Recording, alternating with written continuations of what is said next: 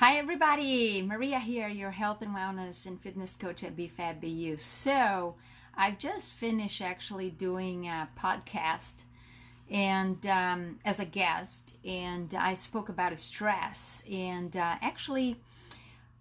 moving from being an enemy to being actually an aid for health. And I thought, you know what, why not show up over here every day and give little bits and pieces of this podcast that I spoke? Because, I think we're all of us experiencing, some level of stress in our lives. Sometimes we go through periods with a lot of stress. And we go about becoming a norm at times of being stressful. So as a coach, I'm here to educate. Once we have education and knowledge, then we can get, the action in place. And maybe a coach is going to get you the action so you can change, and transform yourself. So I'm going to come in daily and going to break down into short little videos about these items that I spoke about stress. So first of all, let me just define this stress. What is defined really is a term that is used to describe the wear and tear of the body, that the body experiences doing, as it reacts to everyday tensions and pressures of life. So that is it. That's a term that is used, right? Now, how does stress impact us? Yes, it has negative consequences, devastating, but I'm here also to tell you about the good things about stress. So I'm going to start this education series in bits by bits, pieces by pieces, right? So one is, from a grand scheme that we always hear, I'll make sure that you are aware of it. So stress can impact our blood pressure, our heart health, blood sugar, respiratory system, immune system, digestion, sleep rate, inflammation in the body, and so on. So those are the things that you may or may not have heard, that stress impacts the body. So I'm going to start educating you here with this number one series is the types of stress.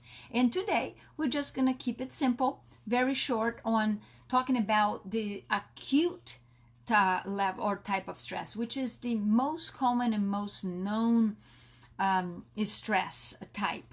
So what is it? It really comes from the demands and pressures of daily life, right? Either the past or anticipated demands that is coming ahead. Key, anticipated demands, right? So what does that mean? That we're putting an anticipation to an event that is going to happen, and that can cause our heart rate to go up and you feel like, oh my God, your blood is boiling, right? And all those kind of things.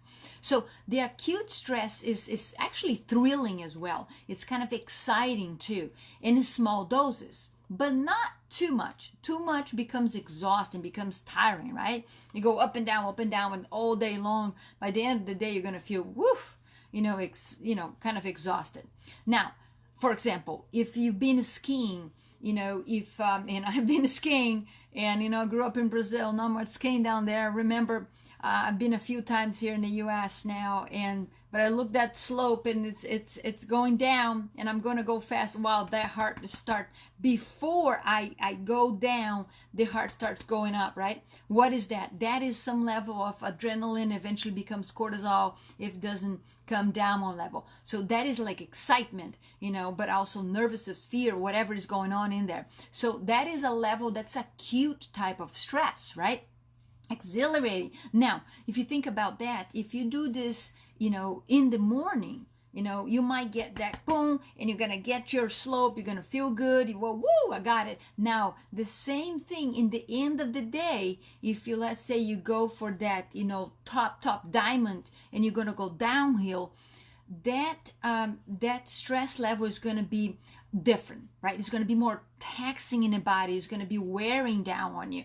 So just pay attention to your body as you go through this, acute, or what kind of stress levels are going from the morning to the evening, how you're responding to it. Because as the definition says, is how we are kind of reacting, to the wear and tear, of the body caused by this daily events, right, and activities. So by overdoing this short-term, stress, the acute stress, it can lead to more psychological, distress, tension, headaches, stomach upset, stomach and other symptoms. I had a client, I remember very clearly, she was going through a PhD. She was,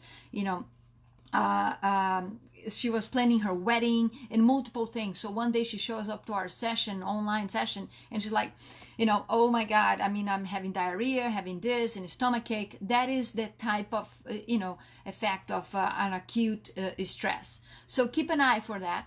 So this acute stress can drop into anybody's life. Look, you're not immune. I'm not immune to it.